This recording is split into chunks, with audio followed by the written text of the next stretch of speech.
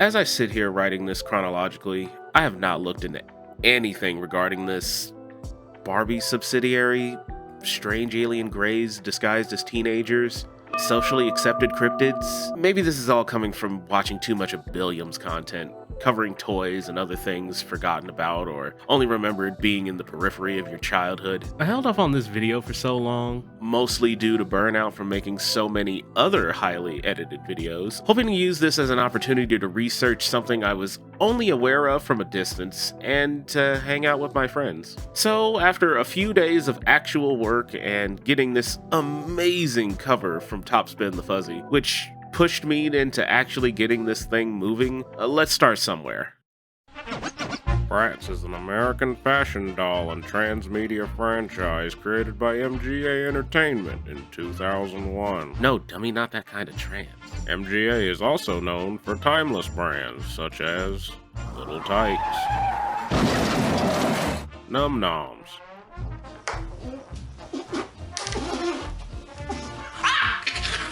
and Poopsie Slime Surprise. Why does that sound familiar? Oh, Christ.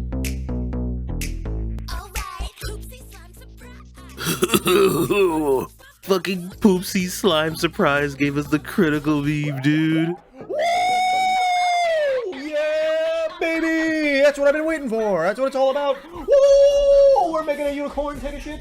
Woo-hoo-hoo! Bratz stampeded in with 4 dolls representing 4 general skin tones, which I've gotta give props to, especially in 2001. Yasmin the Latina, Chloe our white girl, Jade is Asian, and Sasha is our black queen. You can always tell a Bratz doll due to the Lisa Frank eyes, duck face lips, the oversized baby doll-like head. The doll line eventually exploded, attributed to, and get this, having representation of teenagers with fashionable clothings and common skin colors. Who'da thought? This led to spin-offs including Bratz Kids, Bratz Boys, Bratz Babies, Holy shit. Bratzillas, video games with an S, plural, a live action film, and an animated TV series with multiple animated TV movies. So what are we doing here? If this is your first video of mine, I tend to just let the topic take me wherever, so direction is going to be whatever the topic decides it to be. I was aware of Bratz in grade and high school, but being a boy and growing up more focused on violent video games and superhero comics held my attention. I hope you choke on a motherfucking cheese stick, you nasty, greasy bitch. You look like you drink white Gatorade and smell like nickels. Fuck you. Also, nothing can replace Barbie in my eyes, but I do want to see what the biggest competitor was doing too. So let's figure out what this was. Sate my curiosity, so to speak. Let's get into it. We're gonna get you to a doctor, sweetheart. I don't want to recap too much of the intro, so the debut for Bratz was reportedly weak due to the monopoly Barbie had in that space. Things did improve in 02, which I'm going to personally attribute to the fashion. Barbie can do anything, but some of her outfits were amiss at the time. Bratz tended to be more fashion reliant to me. By 06, Bratz had about 40% of the fashion doll market compared to Barbie's 60. In 2013, they rebranded, getting new bodies with articulated arms, which is wild to me that they took over 10 years to do that. It was mostly done to compete with Monster High at the time, which, yeah, no, I see the need to innovate. They also added to their roster Megan, Fiona, Shira, Roxy, and Phoebe. They actually are hard to find pictures of, so that should tell you what's up. Hey, the rebrand actually sucked. So they went on hiatus in the US for about a year, and it didn't help that Mattel was suing their asses. More on that in a few. They relaunched again in 2015 with Raya, who used to be a side character, now being in the main lineup. Spoilers! This failed again, so they went on another hiatus. There's yet another relaunch in 2017, but they had notable fashion designer Hayden Williams on board this time. We can assume that this was the one that stuck, but no word on if the new designer was the real difference maker or not. For the 20th anniversary in 2021, they came out with Cool Bratz, which sounds like a dig at the older dolls, implying that they weren't or aren't cool anymore. and nothing else notable has happened since then. Well, the wikis want to call out that, like, Kylie Jenner getting a fucking doll line was something special, but she's not the first celebrity to collab with them. Also, acting like a Kardashian is a notable, it kind of goes against my better judgment. Personally, I always looked at Bratz as kind of a more tween/teen focused Barbie doll, so the Kylie connection is a bit strange. Bratz were always supposed to be like more basic bitches. They cared about fashion, cute boys, or whatever you see as stereotypical popular girl shit on TV. Nothing wrong with that, by the way, but there was a hard demographic it wanted to shoot for, while Barbie felt more for all girls, if you know what I'm getting at. It felt like a girl of any age was meant to vibe with Barbara, but Bratz were more for, God, I'm really gonna do this joke, bratty teenagers. Daddy's girls who were focused on the now, partying, clubbing, having fun, going out, talking about boys. They don't really do anything special or unique. Put it this way, when you say Barbie, I think of a woman who is goal and career minded.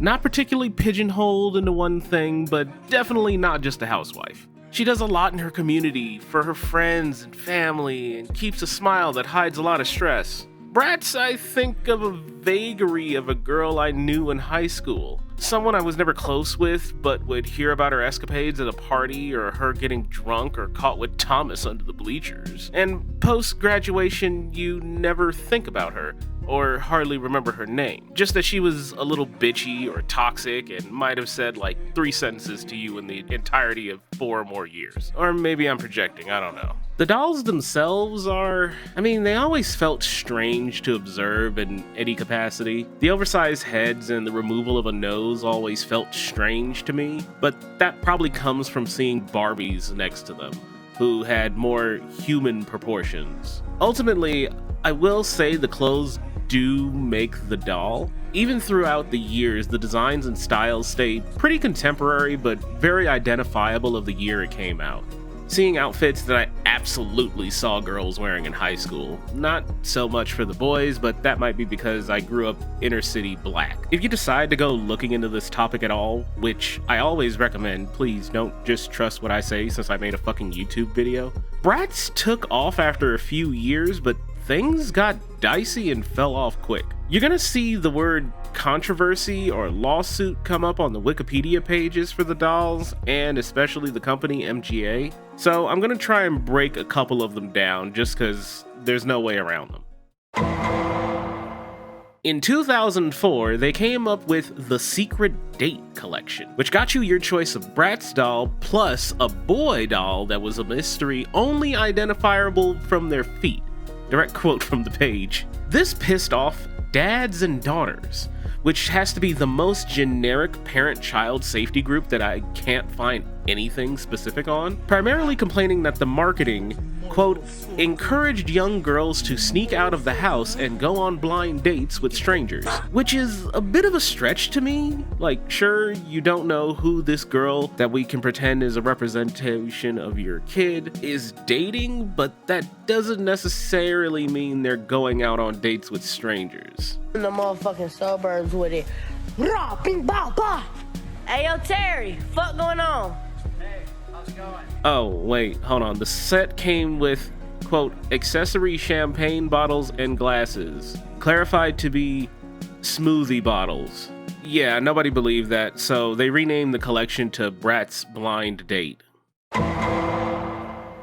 Like most toy companies in 2006, the production of Bratz had been outsourced to China. But the National Labor Committee found out that the pay discrepancies, especially for the amount of hours spent working, many of them being around 90 plus hours a week, only paid out 51 cents an hour.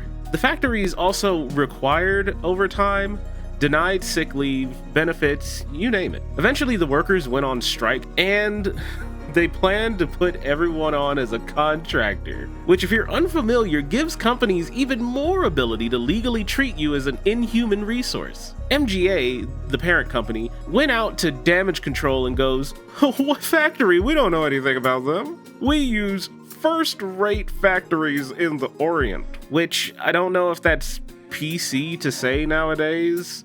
Oh, also they went, the organization who is behind this negative and false campaign chose to mention this immediately prior to the last holiday shopping weekend. So, more CEOs crying about bad PR getting seen instead of, doing something about not having it in the first place.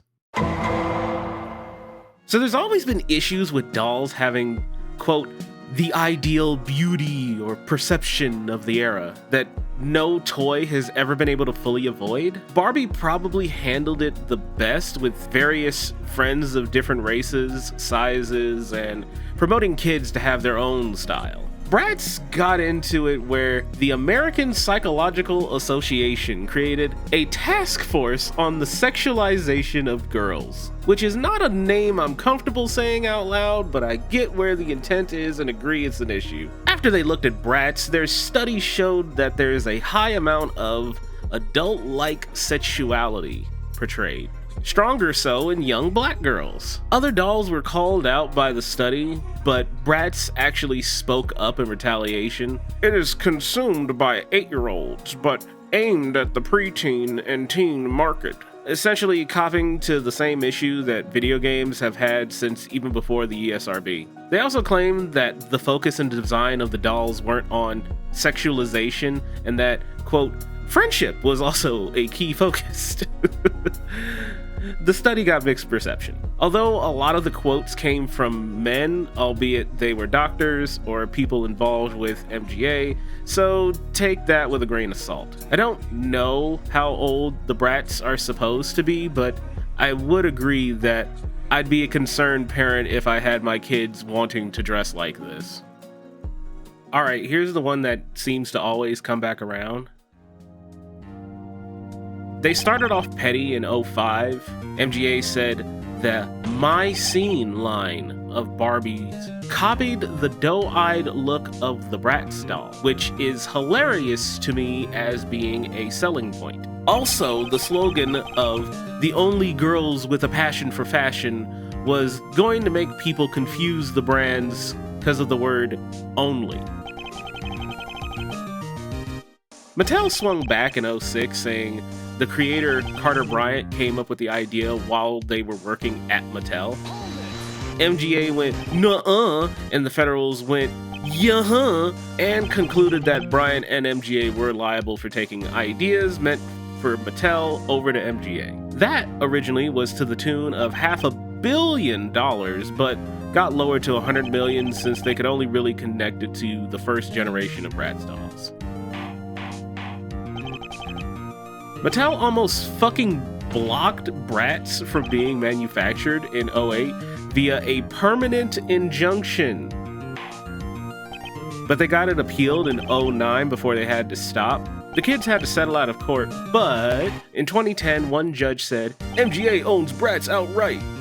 Only for that to get appealed to say, MGA, you have to forfeit the entire brand to Mattel. Only for that to be overturned and we reset back to square one. While that was happening, an artist claimed one of his designs was infringed and took a swing at both MGA and Mattel over, quote, the large heads, oval eyes, small bodies, and large feet. Budget Dan Schneider lost when the court said, that's a stupid idea to try and claim that you came up with this by yourself, and was proceeded to be laughed out of the courtroom. Back to the main case. In 2011, the courts finally said, Mattel, stop tweaking, MGA gets to keep Bratz, and you get to pay $310 million for attorney's fees, stealing trade secrets, and false claims, and wasting our time.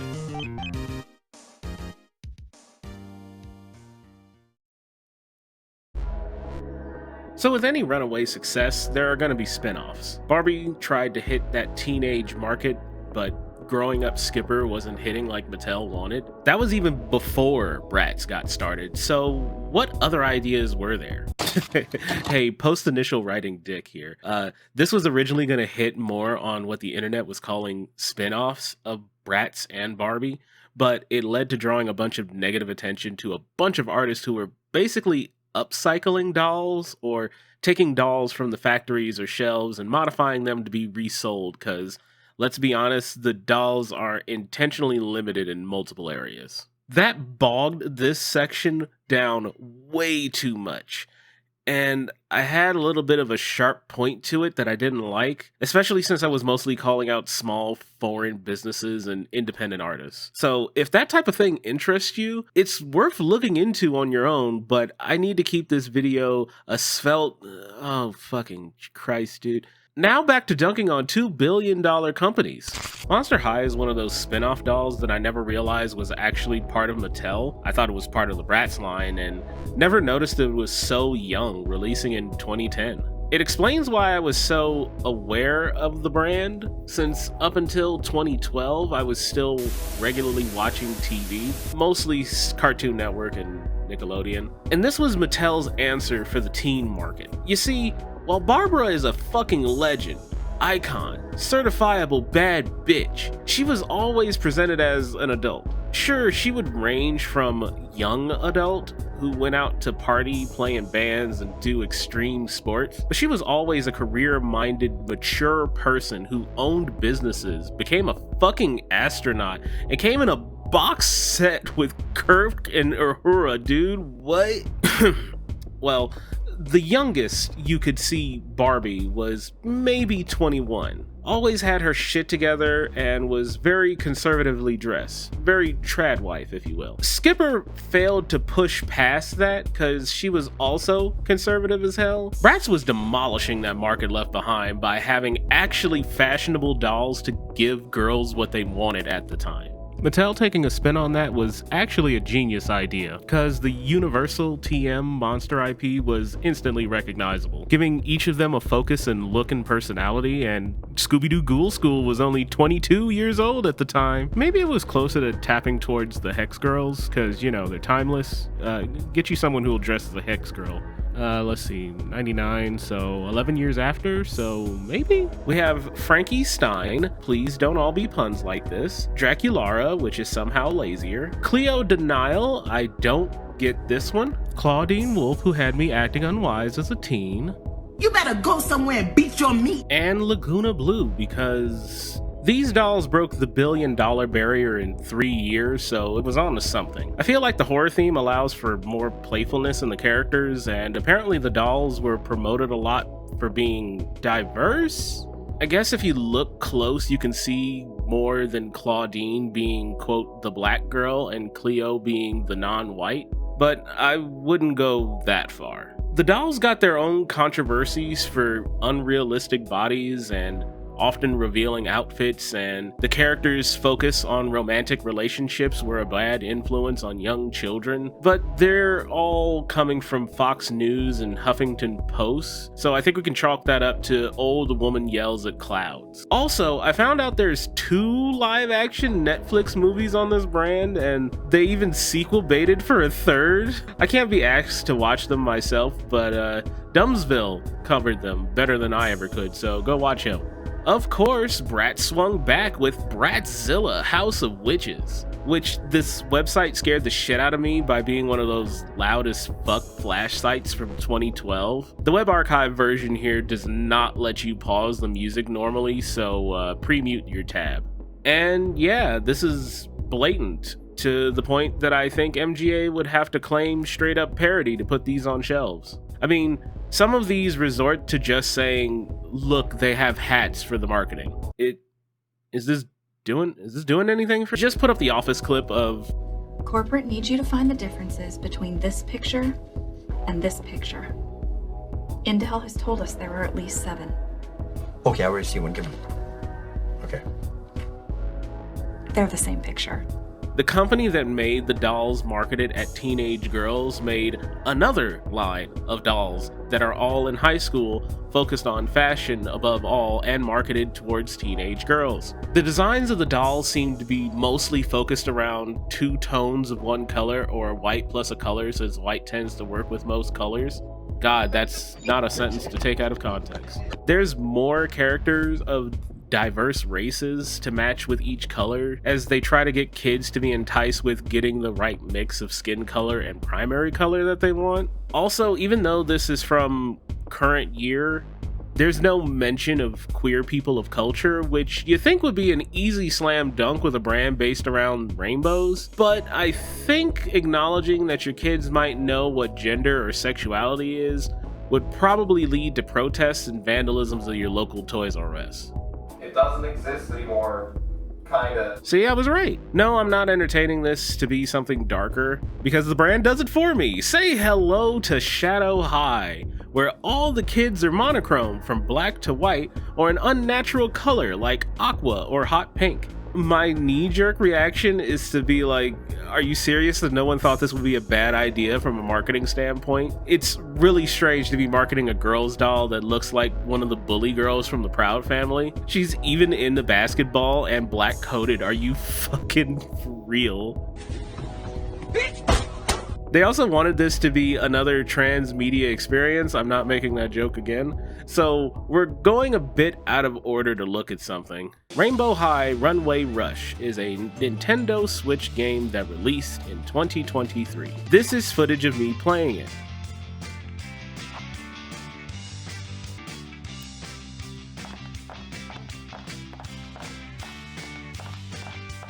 I played it for exactly 5 minutes. Good morning, everyone. I'm Miss Wright. As you know, I gave the mood board to Miss Wright. Payne, I talked to Sunny, and we both agree that's the Hello? It's a runway. Apparently the most No, I didn't say that. But you do feel it, don't you? I proceeded to turn the game off, and I want to delete the file. We haven't talked since then. On the gaming side, there's at least a dozen properly released video games. I can't be bothered to cover all of them in one video, but, you know, support the channel, like and subscribe, maybe I'll revisit them. So let's cherry pick like 3 of them for now. And by that I mean the first 3 on the fandom page. Bratz is a dance game developed by DC Studios? Okay, so not the comic book one, but they made a ton of licensed games and the software for some of those Jack-specific games that released between 99 and 07. Boom, look at this. No power adapter necessary. It plugs directly into the TV. This is magical.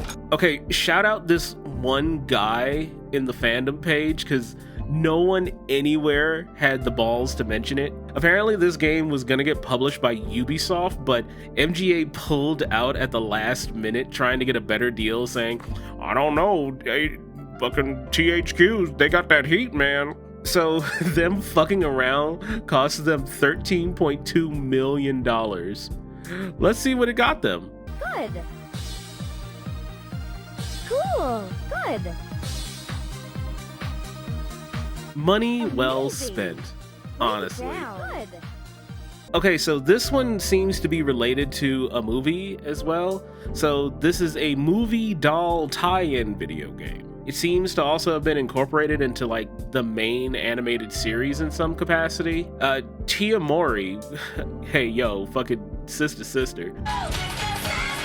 Being one of the main characters has me interested in the show. But as far as this game goes, oh man, I'm losing my mind at how all the gameplay in the video is dead silent, minus ambience and sound effects. I appreciate being able to buy new outfits and customize the in-game models. The minigames are something? Like, it's not bad, but it does feel like something the team just knew they wouldn't have time to really do anything with. Also, I haven't watched the show or the movie yet, so I have no idea if this is just recreating the show in engine, but I guess it's harmless. This came out on just about everything around then, including PC.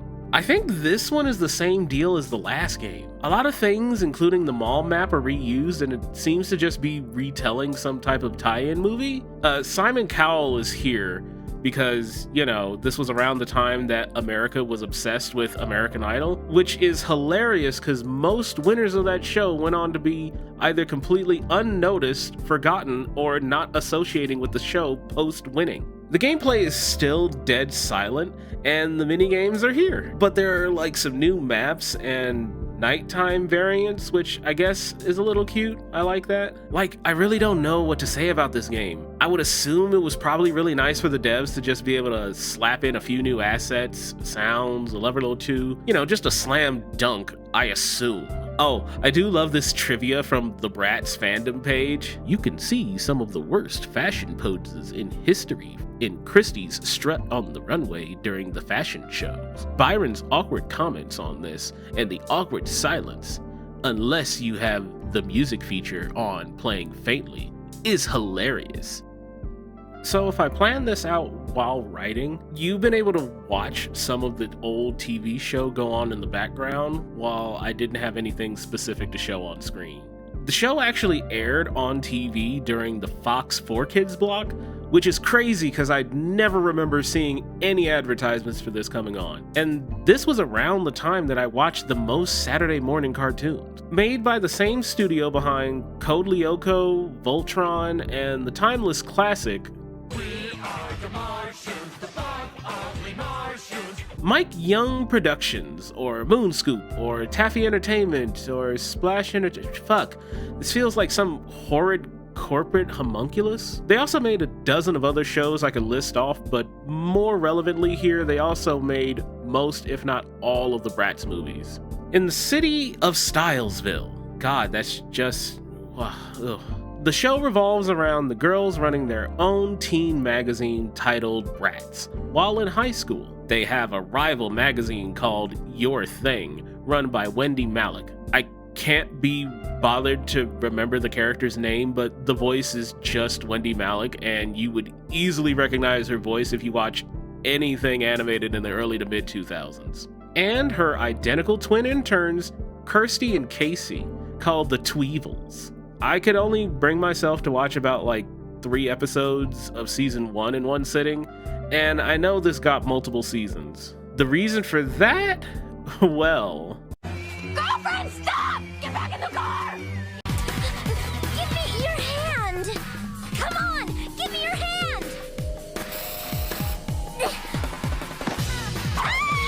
The song. Awesome! Rock!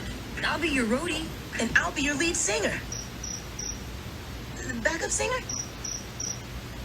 Lip syncer? God, fucking TikTok rediscovered this show recently, and it kind of shows that the people running this ship were way ahead of the 2000s in terms of humor. Also, the animation isn't terrible, despite the models using that 1990s spaghetti hair shit that looks like Orchid from Killer Instinct. The show's actually pretty alright. Hey, if you like this video and share it around, I could be convinced to look at more in this show and, you know, make another proper video covering the series and maybe even the movies. In the end, Bratz is just a whole nother dog compared to Barbie, dude. At the end of this, I can really see what got people interested and why Mattel had to really sweat. Why something considered a ripoff got ripoffs of it. And how TV and video games couldn't ignore something that was really a phenomenon. Wait, I wrote was. So yeah, Bratz is kind of in its hibernation phase again in 2023. Looking at the website feels like it's there to remind you that the brand still exists, but limited doll lines, no mention of shows or games, and while I can't comment on commercials or TV since cutting the cord years ago, I'm gonna go on a limb and say there's not a ton left to really push into for Bratz as a brand. It did everything Barbie did and more in some areas, and I describe Bratz as comfortably complacent where it is right now. People obviously are still talking about the brand, TikTok being a perfect example of that, but nothing exciting needs to happen to bolster sales. Instead, it's coasting easy, selling the main line of girls and boys, but why would you buy any of them? While updating the designs of the clothing every once in a while. So congrats, Carter Bryant, who I'm certain is not a 17-year-old black boy who plays high school basketball. Thanks, Google, for making a line of dolls for girls and boys and theys, or fuck, I've ruined the ending again. Just click to the next video in this playlist already. God.